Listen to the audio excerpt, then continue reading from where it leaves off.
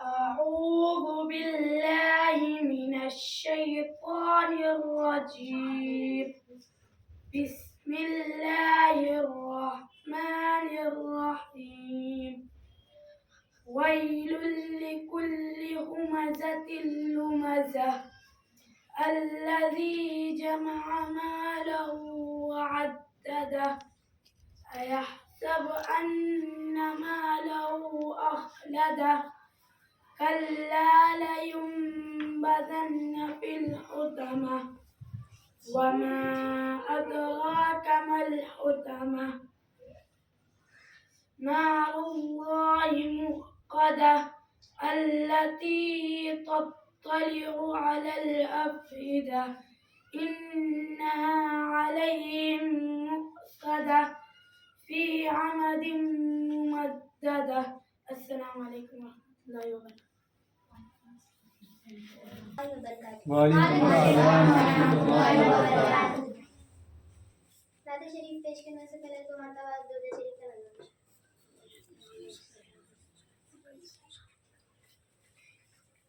کچھ روز سے عشق احمد میں یوں رات گزارا کرتے ہیں، کچھ روز سے عشق احمد میں کچھ یوں رات گزارا کرتے ہیں، دنیا تو مزے سے سوتی ہے ہم نعت سنایا کرتے ہیں، اے عشق بلال صادق پر، اے عشق بلال صادق پر بے وجہ ستم فرماتے ہیں، کچھ روز سے عشق احمد میں یوں رات گزارا کرتے ہیں، دنیا تو مزے سے سوتی ہے ہم نعت سنایا کرتے ہیں، اللہ یہ کیسے بندے ہیں، اللہ یہ کیسے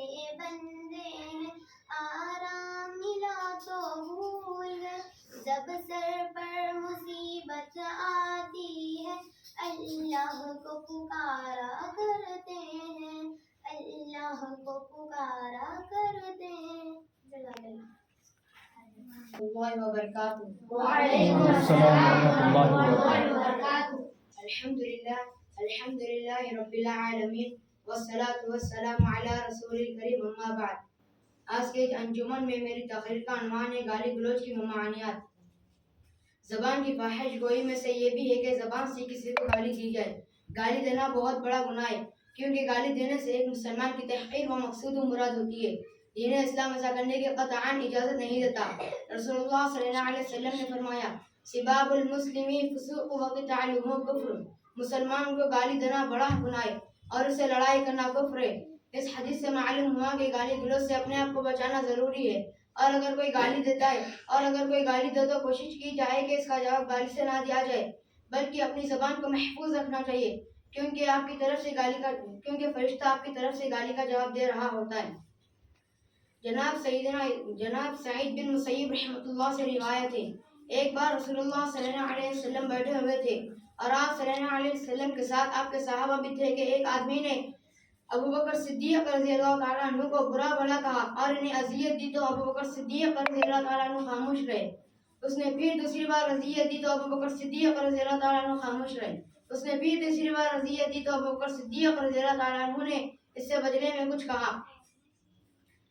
جب سیدنا ابو بکر صدیق رضی اللہ تعالیٰ عنہ نے اس سے بدلہ لیا تو رسول اللہ صلی اللہ علیہ وسلم اٹھ کھڑے ہوئے، تو ابو بکر صدیق رضی اللہ تعالیٰ عنہ نے کہا، اے اللہ کے رسول، کیا مجھ سے ناراض ہو گئے؟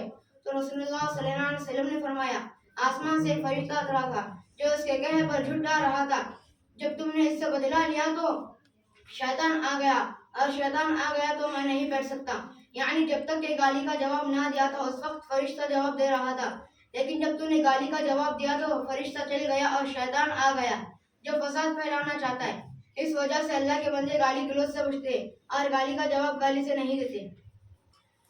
چنانچہ سیدنا عیسیٰ علیہ السلام یہودیوں کی جماعت سے گزر رہے تو یہودیوں نے ان کے بارے میں نازیبہ الفاظ استعمال کیے اور انہیں گالیاں دی اور برا بھلا کہا، لیکن حضرت عیسیٰ علیہ السلام نے اس کے بارے میں کلمہ خیر کہا اور انہیں دعائیں دی۔ سیدنا عیسیٰ علیہ السلام سے کسی نے کہا حضرت عجیب بات ہے آپ ان کو دعائیں دے رہے ہیں اور کلمہ خیر کہہ رہے ہیں حالانکہ وہ آپ پر گالیوں کی بوچھاڑ کر رہے ہیں۔ فرمایا کل واحد ينفق مما عنده، ہر شخص وہی خرچ کرتا ہے اور منہ سے وہی نکالتا ہے جس کے پاس ہوتا ہے۔ مومن گالی کا جواب گالی سے نہیں دیا کرتے بلکہ یہ منافقین کی گندی خصلتوں میں سے۔ چنانچہ نبی اکرم صلی اللہ علیہ وسلم نے ارشاد فرمایا وَإِذَا خَاصَمَ فَجَرَ، جب لڑائی کرتا ہے تو گالی دیتا ہے۔ اس وجہ سے ضروری ہے کہ گالی گلوچ سے بچا جائے اور کوشش کی جائے کہ گالی نہ دی جائے، کیونکہ جو گالی کی ابتدا کرتا ہے گالی دینے کا گناہ اس کے سر ہونا ہے۔ چنانچہ نبی رحمت صلی اللہ علیہ وسلم نے فرمایا ان رسول اللہ صلی اللہ علیہ وسلم قال المستبن ما قال فعل البدی ما لم يعتد المظلوم، جب دو آدمی ایک دوسرے کو گالیاں دی تو زیادہ مجرم وہ ہے جس نے پہل کی جبکہ مظلوم زیادتی نہ کرے۔ میرے محترم دوستوں اور میرے عزیز ساتھیوں، غور فرمائے گا جس نے ابتدا گالی دی ہے دونوں کی گالیوں کا گناہ پہلے کے سر ہے، جب تک کہ دوسرا پہلے سے بھی بڑھا کر گالیاں نہ دے گالی دینے والے کا گناہ اس کے سر ہونا ہے۔ لہذا گناہ سے بچنے کے لیے اور گالی کا جواب میں اور گالی دینے سے قطعی طور پر بچا جائے۔ آخر اللہ تعالیٰ سے دعا ہے اللہ تعالیٰ ہم سب کو گالی گلوچ سے محفوظ رکھے اور اپنے آپ کو احکامات پر چلنے والا بنائے۔ آمین ثم آمین وآخر دعوانا ان الحمد للہ رب العالمین۔ السلام علیکم ورحمۃ اللہ وبرکاتہ۔ وعلیکم السلام ورحمۃ اللہ وبرکاتہ۔ آج کے اس انجمن میں میری تقریر کا عنوان ہے چغل خوری کے لیے شدید وعید۔ رسول اللہ صلی اللہ علیہ وسلم نے فرمایا لا يدخل الجنت نمان، چغل خور جنت میں نہ جائے گا۔ بعض روایت ہے کہ قطعتن کا لفظ ہے، دونوں کے معنی ایک ہے۔ چغل خوری کا مطلب لڑائی جھگڑا کرنا یا بڑھانے کی نیت کرنا، ایک شخص کی بات سن کر دوسرے شخص تک پہنچانا۔ یہ مرض ہمارے معاشرے میں عام ہے۔ حکم تو یہ ہے کہ دو دوست، دو بھائی، دو رشتہ دار آپس میں لڑائی ہو تو ایک شخص دونوں کے سامنے ایسی بابت بیان کرے کہ انہیں سن کر ان کی آپس کی کردتیں نفرتیں ختم یکم ہو جائے اور وہ ایک دوسرے کے قریب آ جائے، حتیٰ کہ اس کے لیے جھوٹی باتیں بنا کر کہنی پڑے تو بھی جائز ہے۔ نبی صلی اللہ علیہ وسلم نے فرمایا، صحیح بخاری کی حدیث ہے، لیس الکذاب الذی یصلح بین الناس ویقول خیرا ویمنی خیرا، اس شخص جھوٹا نہیں ہے جو لوگوں کے درمیان صلح کرتا ہے اور لوگوں کی بات کرتا ہے اور لوگوں کی بات دوسروں تک پہنچاتا ہے۔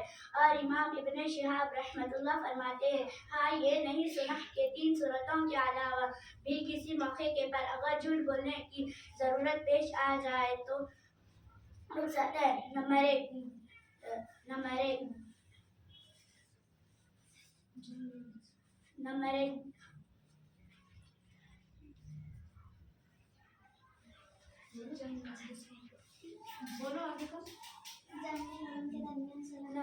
جنگ میں لوگوں کے درمیان صلح کرنا۔ نمبر 2 اور شوہر کی اپنی بیوی سلامتی اور بیوی کی اپنے شوہر سے گفتگو۔ محترم دوستو، ان تینوں موقع کے پر اگر جھوٹ بولنے کی ضرورت پیش آ جائے تو اس کا رخصت ہے۔ آخر میں اللہ تعالیٰ سے دعا ہے کہ اللہ تعالیٰ ہم سب کو چغل خوری اور غیبت کرنے سے محفوظ رکھے۔ آمین۔ السلام علیکم ورحمۃ اللہ وبرکاتہ۔ وعلیکم السلام۔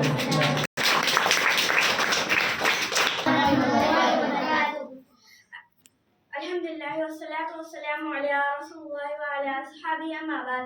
محترم حضرات، آج کی سرزمین میں میری تقریر کا عنوان ہے سلام و مصافحہ۔ سلام و مصافحہ روزانہ ہماری بہت سے لوگوں سے ملاقات ہوتی ہے۔ کبھی کوئی ہمارے گھر آتا ہے، کبھی ہم کسی کے گھر جاتے ہیں، کبھی راستے میں آمنا سامنا ہوتا ہے۔ ہماری یہ آپس محبت اس وقت اور بھی زیادہ بڑھ جاتی ہے جب ہم ایک دوسرے سے مصافحہ کرتے ہیں، خیریت پوچھتے ہیں اور اپنائیت اور جذبات کا اظہار کرتے ہیں۔ حضرت ابو ہریرہ رضی اللہ تعالیٰ عنہ فرماتے ہیں کہ رسول صلی اللہ علیہ وسلم نے فرمایا لا تدخلون الجنة حتى تؤمنوا ولا تؤمنوا حتى تحبوا أولا أدلكم على كل إذا فعلتموه تعاضدتم أفشوا السلام بينكم. تم لوگ اس وقت تک جنت میں داخل نہیں ہو سکتے جب تک تم ایمان نہ لاؤ، اور تم لوگ اس وقت تک مومن کامل نہیں ہو سکتا جب تک تم ایک دوسرے سے محبت نہ کرو۔ کیا میں تمہیں ایک ایسی بات نہ بتاؤں کہ جب تم کرو گے تو تم آپس میں محبت کرنے لگو گے؟ سنو سلام کو عام کرو۔ دوسری حدیث میں ہے کہ ایک مسلمان پر دوسرے مسلمان کے 6 حقوق ہے۔ پہلا بیمار پڑ جائے تو اس کی عیادت کرو۔ دوسرا وہ بلائے تو اس کی دعوت قبول کرو۔ تیسرا وعلیکم السلام ورحمۃ اللہ وبرکاتہ۔ آج کی میری تقریر کا عنوان ہے مخلوق پر رحم کرنے کی فضیلت۔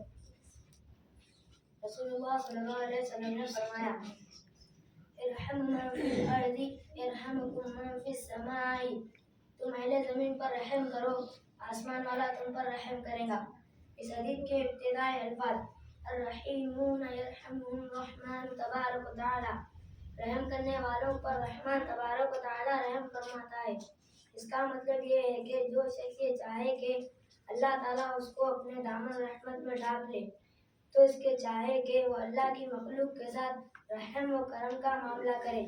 اہل زمین میں انسانوں کے ساتھ جانوروں، چوپائے، چرندے پرندے سب شامل ہیں، کیونکہ یہ بھی زمینی میں بستے ہیں۔ سب کے ساتھ نرمی و رحم و شفقت کا معاملہ کرنا ضروری ہے، اس کے لیے کہ جب رحمت و شفقت انسان اللہ کی رحمت کے مستحق ہو گئے تو اہل زمین میں ظلمانہ اور درانہ سلوک کرنا وہ اللہ کے غضب و عذاب کے مستحق قرار پائیں گے۔ جیسے قرآن مجید میں اللہ تعالیٰ نے فرمایا وَلْيَعْفُوا وَلْيَصْفَحُوا، اور وہ ہمیں معاف کر دے اور درگزر سے کام لے۔ اور اس کے بعد فرمایا لا تحبون ان یغفر اللہ لکم، کیا تم اس بات کو پسند نہ کرتے اللہ تعالیٰ تمہیں بخش دے؟ یعنی اگر تم اللہ کی مغفرت کے خواہش مند ہوتے تو تم بھی لوگوں کو ان کی غلطیاں اور کوتاہیاں معاف کر دیتے۔ گویا تم مخلوق کے ساتھ جیسا معاملہ کرو گے خالق کائنات تمہارے ساتھ ویسا ہی معاملہ کرے گی۔ آخر میں دعا ہے کہ اللہ تعالیٰ ایک دوسرے پر رحم کرنے والا بنے۔ السلام علیکم ورحمۃ اللہ وبرکاتہ۔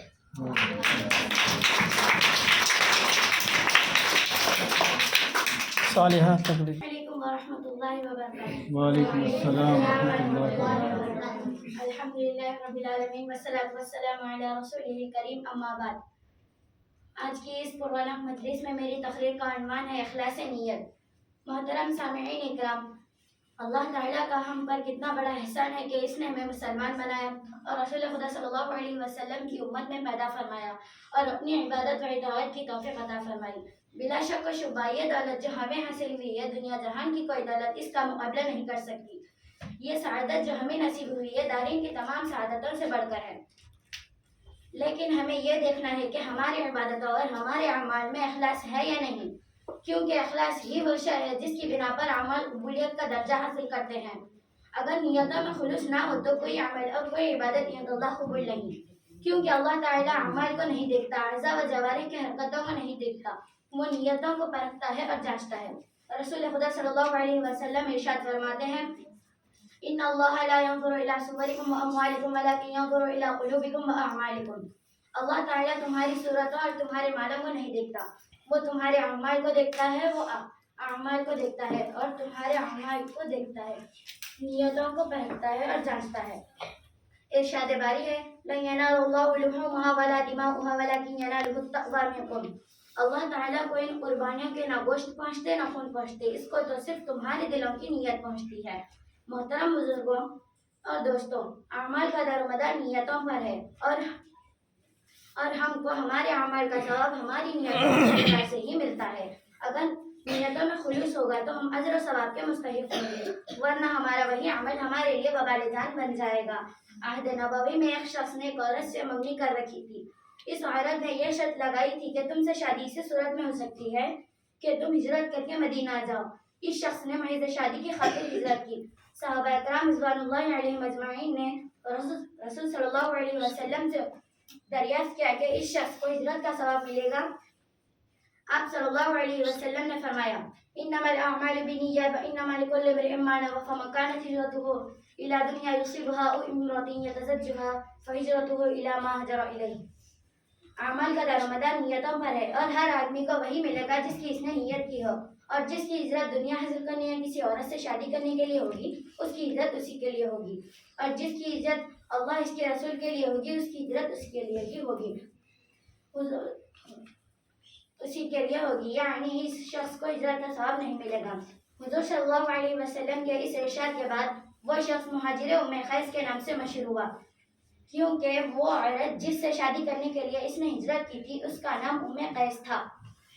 محترم بزرگوں اور دوستوں، اخلاص نیت کا مطلب یہ ہے کہ ہمارا ہر عمل اور ہماری ہر عبادت اللہ کی رضاجوی اور خوشنودی کے لیے ہو، اور کسی کی رضا بھی مقصود نہ ہو، اور اس میں ریاکاری اور دکھاوا بھی نہ ہو۔ رسول خدا صلی اللہ علیہ وسلم ارشاد فرماتے ہیں من سمع الناس بعمله سمع اللہ بأسامع خلقه وحقره وصغره۔ جو دنیا میں اپنے اعمال لوگوں کو بتاتا پھر قیامت کے دن اللہ تعالیٰ اس کے عیوب لوگوں کے سامنے ظاہر کر کے اس سے ذلیل اور رسوا کرے گا۔ محترم سامعین اکرام، ریاکاری اور دکھاوا بہت بری چیز ہے اور اس کا انجام بھی بہت خوفناک ہے۔ حضرت ابو ہریرہ رضی اللہ عنہ فرماتے ہیں کہ رسول صلی اللہ علیہ وسلم نے فرمایا قیامت کے دن 3 شخص اللہ تعالیٰ کے سامنے لائے جائیں گے، ایک شہید، دوسرا عالم، تیسرا مالدار۔ سب سے پہلے اللہ تعالیٰ اپنی شہید کو اپنی نعمتیں یاد دلائے گا، وہ ان نعمتوں کا اقرار کرے گا، پھر اللہ تعالیٰ فرمائے گا قتلت فیک حتی تشہد۔ اللہ تعالیٰ فرمائے گا میں نے جو نعمتیں تجھے دی تھی تو نے ان کا کیا حق ادا کیا؟ وہ جواب دے گا قتلت فیک حتی تشہد، اے باری تعالیٰ میں نے تیری راہ میں جہاد کیا یہاں تک کہ شہید ہو گیا۔ اللہ تعالیٰ فرمائے گا قتلت فیک ہوا جواب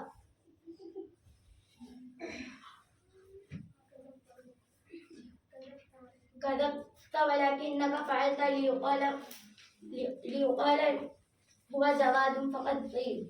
تم جھوٹے ہو، تم نے جہاد میرے لیے نہیں کیا، تم نے جہاد اس لیے کیا کہ لوگ کہیں کہ تم لہذا دنیا میں بہادر کہے گئے، یہاں تمہارا کوئی اجر نہیں۔ اللہ تعالیٰ فرشتوں کو حکم دے گا کہ اس ریاکار شہید کو منہ کے بل گھسیٹ کر جہنم میں پھینک دو۔ فرشتے فوراً حکم کی تعمیل کریں گے۔ اس کے بعد دوسرا شخص لایا جائے گا جو عالم دین ہوگا، جس نے خود بھی علم دین سیکھا ہوگا اور دوسروں کو بھی سکھایا ہوگا، جس نے قرآن خود بھی پڑھا ہوگا اور دوسروں کو بھی پڑھایا ہوگا۔ ہمارے اعمالوں کو قبول فرمائے، آمین۔ وآخر دعوانا الحمدللہ رب العالمین۔ السلام علیکم ورحمۃ اللہ وبرکاتہ۔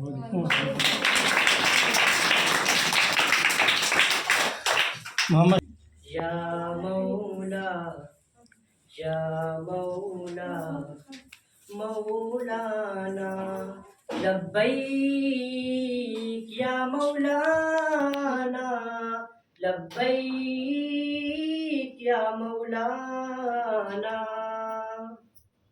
لبیک یا مالکنا لبیک یا خالقنا لبیک، اے رب احد، اے رب سمد، اے رب ابد لبیک یا مالکنا لبیک یا خالقنا لبیک، اے رب احد، اے رب سمد، اے رب ابد لبیک۔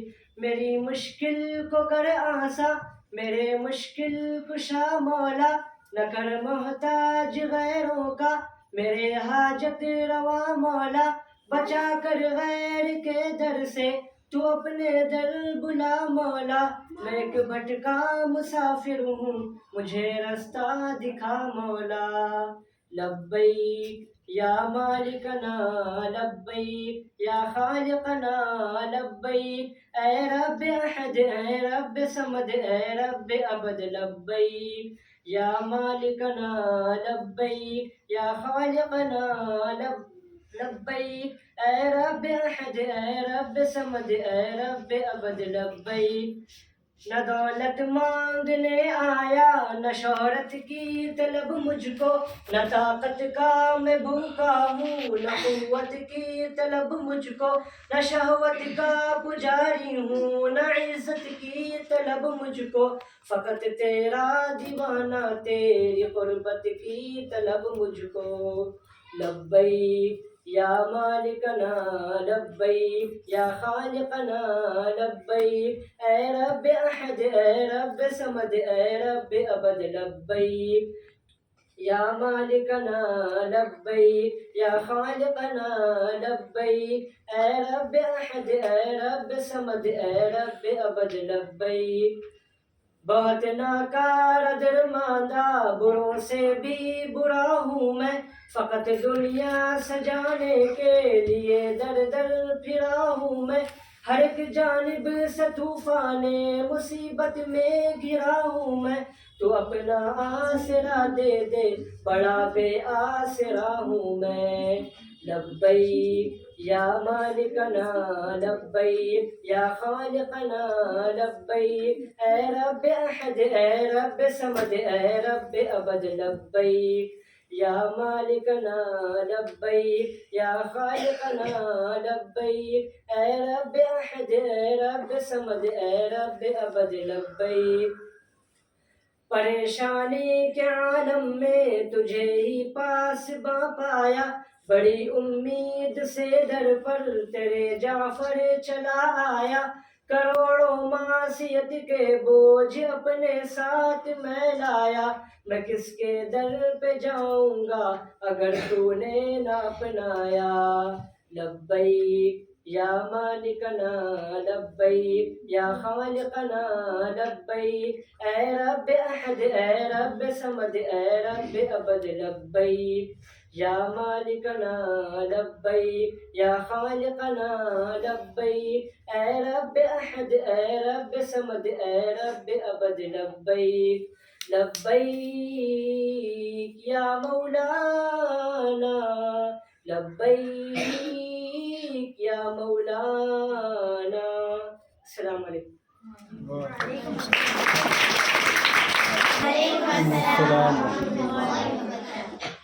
الحمد للہ والصلاة والسلام علی اہلی اما بعد. آج کی اس ترجمہ میں میری تقریر کا عنوان ہے توبہ. محترم حضرات، توبہ کے بعد اگر انسان خطا اور نسیان سے مرکب ہے، کوئی انسان یہ دعویٰ نہیں کر سکتا کہ اس سے کوئی غلطی نہیں ہو سکتی، کسی قسم کے گناہ کا صدور نہیں ہو سکتا. انبیاء کرام کے سوا کوئی انسان معصوم نہیں. غلطیاں چوک گناہ ایک سے ہو سکتی ہے، ہو جاتا ہے. گناہ ہو جانا حیرت انگیز نہیں، لیکن گناہوں پر اصرار اور گناہوں پر اڑے رہنا حیرت انگیز ہے.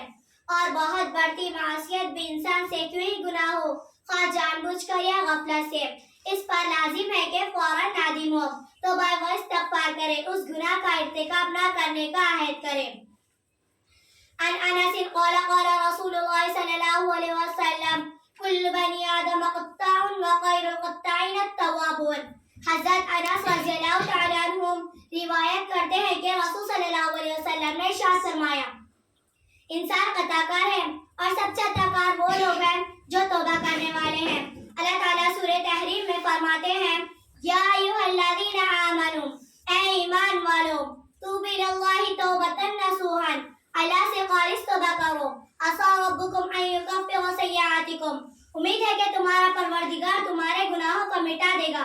وَيُدْخِلَكُمْ جَنَّاتٍ تَجْرِی مِن تحتہا الانہار، اور تمہیں ایسے باغوں میں داخل کرے گا جس کے نیچے نہریں جاری ہو. جب بندہ کوئی گناہ کر لیتا ہے، اس کے اعتراف کرتے ہوئے توبہ و استغفار کرے تو اللہ تعالیٰ اس کا توبہ قبول فرماتا ہے. اور کسی بھی بندوں کے لیے یہ بہت ہی سعادت و نیک بختی ہے اس کے نام اعمال میں زیادہ سے زیادہ توبہ و استغفار کرنے. محترم حضرات، توبہ کے بعد اگر پھر گناہ ہو جائے تو پھر توبہ کریں، بار بار گناہ ہو جائے تو بار بار توبہ کریں.